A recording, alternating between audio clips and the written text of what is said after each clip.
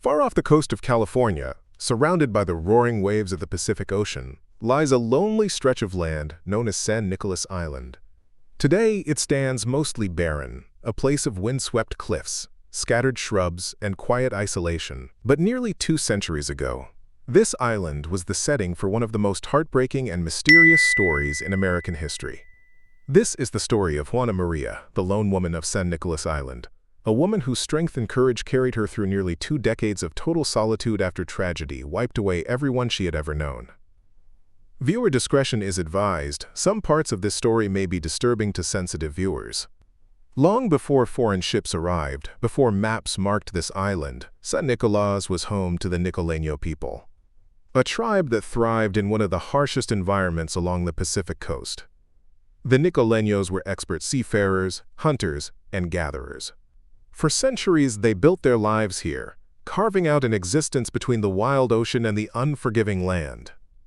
They lived in homes built from whale bones and woven reeds, fishing from plank canoes called tamals. They hunted sea otters, seals, and seabirds. They gathered roots, seeds, and shellfish. Their lives were simple but rich in culture, language, and tradition. And at the heart of this community was a young woman named Juana Maria. Historians know very little about her early life. Even her true name has been lost to time. Juana Maria was a name given to her decades later by Spanish missionaries. What we do know is that she belonged to a people whose lives were about to be changed forever. Imagine growing up on San Nicolas Island in the early 1800s.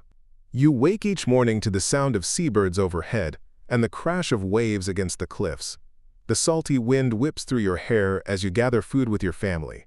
The ocean is both your provider and your protector, the vast blue barrier separating you from the outside world. For Juana Maria, this was life, close to nature, rooted in tradition, guided by elders who passed down stories of ancestors and spirits living in the land and sea. The Nicoleños were few in number, perhaps only a few hundred, but they were bound tightly by kinship and culture. But change was coming. In the early 1800s, ships began to appear on the horizon. First came Spanish explorers mapping the California coast, then traders, hunters, and missionaries. Among them were Russian and Aleut sea otter hunters, who came seeking the prized pelts that could be sold for fortunes in Europe and Asia. At first, contact was limited. The Nicoleños watched from a distance as strange men in wooden ships set up camps along the beaches. But soon, the hunters' presence grew bolder and more dangerous. The arrival of these outsiders disrupted the fragile balance of life on the island. Hunters competed with the Nicoleños for the same sea otters and seals that had sustained them for generations. Disputes broke out over resources, over territory, over respect. For the Nicoleños, this was more than just a clash of cultures. It was the beginning of the end. Juana Maria could not have known what was coming. She was likely in her 20s during these years, perhaps with family of her own, living much like her ancestors always had. Fishing, gathering, singing songs in the Nicoleño language as the sun set over the Pacific. But history was closing in. A single, violent event would shatter her world, leaving her stranded, alone, and silent on this windswept island for nearly 2 decades. By the early 1800s, the Pacific was no longer a remote wilderness for the Nicoleño people. Russian and Aleut hunters, drawn by the lucrative sea otter trade, began arriving on the California islands in larger numbers. These men were armed, determined, and ruthless in their pursuit of furs. The Nicoleños watched cautiously as the outsiders set up camps on the beaches, their strange ships slicing through the waves. At first, encounters were tense but contained, but tension soon turned to violence. In 1814, the conflict escalated. Historical accounts suggest that dozens of Nicoleños were killed by the hunters during raids on the island. Families were torn apart, villages burned, and the once thriving community was decimated. The exact details are murky, but the result was devastating. The population of the island had been almost entirely wiped out. Juana Maria survived, though she lost nearly everyone she knew. She became one of the last of her people, wandering a landscape suddenly empty of familiar faces. By 1835, the Mexican government sought to remove the remaining Nicoleños from San Nicolas Island. They were to be relocated to the mainland, in part to protect them from further attacks, and in part to assimilate them into mission life. Ships were sent to evacuate the survivors. Families were herded onto the boats, their belongings hastily gathered. It was a chaotic and emotional process, as people who had survived centuries on the island now faced a journey into the unknown. In the chaos of evacuation, one woman was left behind, Juana Maria. Accounts differ. Some suggest she leapt from the ship to search for a missing child. Others believe she was simply overlooked. Whatever the reason, she remained on the island, completely alone. At that moment, the island became both home and prison, a place of survival and profound isolation. No one would return for her for 18 years. Imagine the sound of absolute solitude. For Juana Maria, the cries of seabirds and the roar of waves were her only companions. The voices of her people, her family, her friends, vanished forever. She had no one to teach her, no one to guide her. Every decision, where to hunt, what to eat, how to survive storms, fell solely on her shoulders. Her survival would demand ingenuity, courage, and an unbreakable spirit. The first weeks were critical. She scavenged the remains of the Nicoleño village, gathering tools, clothing, and food. She discovered caches of dried fish, shellfish, and sealskin. She learned quickly which plants could be eaten, which could be used for medicine. She fashioned simple shelters from driftwood and whale bones. Her ingenuity would become the foundation for surviving 18 years of solitude on the island. Alone, she learned the rhythms of the island. She observed the tides, the migration of birds, the habits of seals. She became a shadow among the rocks and cliffs, blending with the island she now called home. Each day was a lesson in survival: where to find fresh water, how to signal for rescue, how to defend herself against storms and wild animals. Every decision carried the weight of life or death. And so began the long years, 18 years of wind, rain, and isolation. 18 years of watching the world continue without her. She lived through storms that flattened her shelters, cold winters that tested her endurance, and summers that offered brief relief and bounty. Juana Maria was alone, but she was not defeated. Alone on San Nicolas Island, Juana Maria faced the ultimate test of human resilience. No one guided her, no one comforted her. Every decision, every step was a matter of survival. She learned to read the rhythms of the sea, the migrations of the animals, and the subtle signs of approaching storms. Her world shrank to the cliffs, beaches, and valleys of the island, yet she began to master it with astonishing skill. Her diet was simple but sufficient. Seals and sea lions provided meat and fat. Seabirds and eggs supplemented her meals. Shellfish and edible roots filled the gaps. She fashioned tools from bones, stones, and driftwood, creating harpoons, knives, and fishing implements from the remains of her people's village and the animals she hunted. Juana Maria became both hunter and prey, always alert to the dangers lurking in the shadows, storms, cliffside falls, and occasional wild animals. Yet she thrived where others might have perished. Shelter was essential. Juana Maria built small huts from whale bones, reeds, and driftwood, cleverly positioned to protect against wind and rain. She insulated her floors with seaweed and moss, collected water from streams, and stored dried food for leaner months. Each hut was a testament to her resourcefulness, a fragile fortress against the elements that became home, sanctuary, and symbol of her indomitable will. Isolation is not merely physical, it is a profound mental and emotional trial. Juana Maria's days were long, filled with silence except for the cries of seabirds and the crashing waves. Her companions were shadows. Her conversations, those she imagined, with the spirits of her ancestors. She sang in her native tongue, a haunting melody carried by the wind, a bridge to a vanished world. These songs may have been the only echoes of the Nicoleño people remaining anywhere on Earth. Over the years, she became attuned to every detail of her environment: the tides, the weather patterns, the migration of birds and seals. She knew when storms were coming, when to forage, and when to rest. Her survival depended on this intimacy with the island, a bond forged through necessity, patience, and resilience. She fashioned clothes from sealskin, braided ropes from kelp, and even made crude tools for hunting and shelter. Every object had a purpose, every action a consequence. 18 years passed like a tapestry of seasons. Harsh winters tested her endurance, while brief summers brought abundance. Spring offered fledgling birds and new growth, autumn long stretches of preparation for colder months. Through it all, she remained vigilant, adapting to each challenge. Her life was marked by cycles, repetition, and solitude, a rhythm only she could understand. Though she was alone, she was never entirely without company. Seals lounged on the beaches, seabirds filled the sky, and foxes and rodents skittered through the underbrush. These animals became both food and familiar faces, companions in a silent world.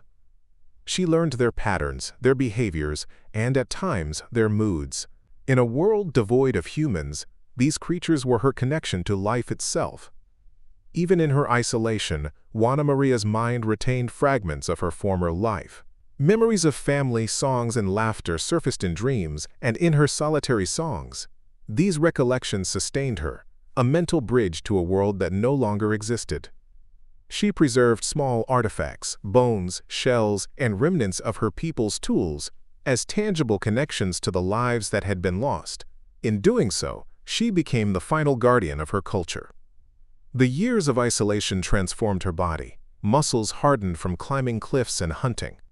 Her skin tanned and weathered from sun, wind, and salt. Hair grew long, uncut, framing a face that bore the lines of survival, strength, and loneliness.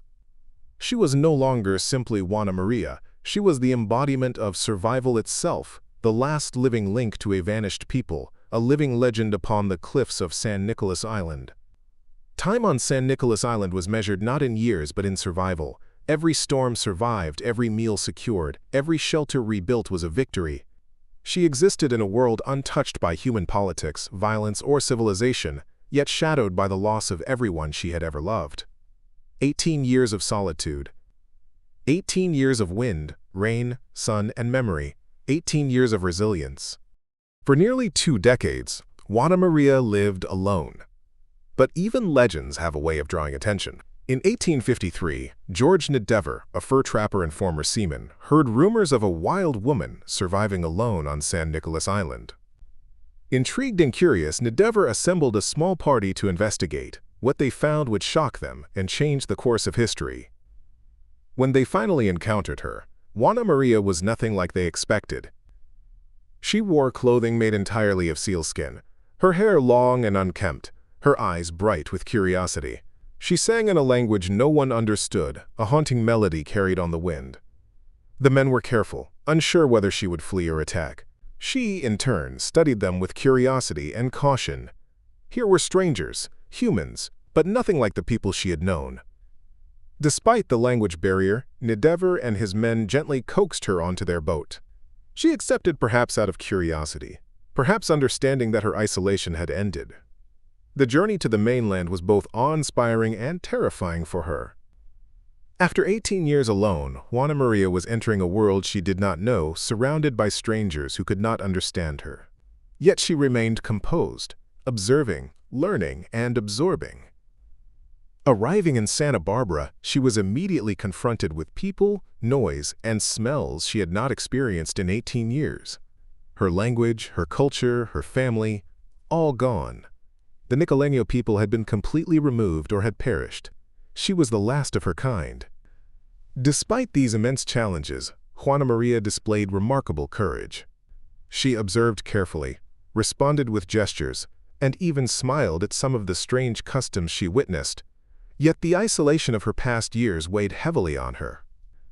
Communication proved nearly impossible. She spoke the Nicoleño language, a tongue that had vanished with the other survivors. No one could understand her words. She learned gestures, watched mouths, and attempted to mimic sounds, but the barrier was immense. Some accounts describe her singing the haunting songs of her people, melodies that reminded the world of a culture that had vanished. Her voice was a bridge to a past that could never be fully recovered. Tragically, Juana Maria's body had grown accustomed to life on the island, unexposed to the diseases of the mainland. Within weeks, she fell ill. Exposure to common illnesses, for which she had no immunity, overwhelmed her fragile system. Despite efforts to care for her, she grew weaker. Her time in the world she returned to was heartbreakingly short. Less than 2 months after her rescue, she passed away in 1853. Juana Maria's death marked the extinction of the Nicoleño culture. With her passing, the language, songs, and traditions of her people were lost forever. Yet through her story, she left an indelible mark, a testament to resilience, endurance, and the human spirit. She had survived alone against impossible odds, and though she died in a world she did not fully know, her legacy endures. Her life reminds us of the fragility of human societies, the endurance of the human spirit, and the silent stories of those who survive against all odds. Juana Maria's story is a bridge to a lost culture, a haunting reminder of the power of resilience and solitude. Her voice may have been silenced, but her courage speaks across centuries. Though Juana Maria's life ended tragically, her story endured. Historians, writers, and artists became fascinated by the lone woman of San Nicolas Island, the last of the Nicoleño people. Through books, songs, and folklore, her memory was preserved. Most famously, her story inspired Scott Odell's novel, Island of the Blue Dolphins, a fictionalized retelling that captured the courage, ingenuity, and resilience of a woman surviving in isolation for years. With Juana Maria's passing, the Nicoleño language and traditions disappeared. Songs she sang alone on the cliffs were never recorded. Stories that had been passed down through generations vanished with her, leaving only fragments in the memories of those who had heard rumors of her life. Yet, even in silence, she became a symbol of human endurance and the fragility of cultural memory. Juana Maria's life reminds us that human beings are capable of extraordinary resilience. Alone for 18 years, she adapted, survived, and created a life in the harshest conditions. Her story transcends time, inspiring generations to consider what it truly means to endure. She became a bridge between past and present, a living testament to courage, resourcefulness, and the will to survive even in the absence of community and companionship. 18 years of isolation is nearly unimaginable. Juana Maria endured storms, hunger, loneliness, and the weight of history.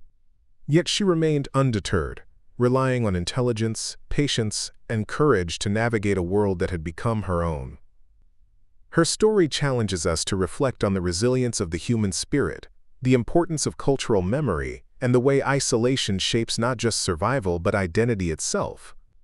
Today, Juana Maria is remembered not just as a survivor, but as a symbol, a reminder of the lives lost, the cultures erased, and the extraordinary lengths humans can go to endure. The cliffs of San Nicolas Island still whisper her story to the wind, a tale of courage, tragedy, and resilience. Though her people are gone, her spirit remains, etched forever into the landscape she called home. Thank you for watching. If Juana Maria's story moved you, please subscribe and follow for more incredible stories of survival, history, and the human spirit. Your support helps keep these powerful tales alive for generations to come.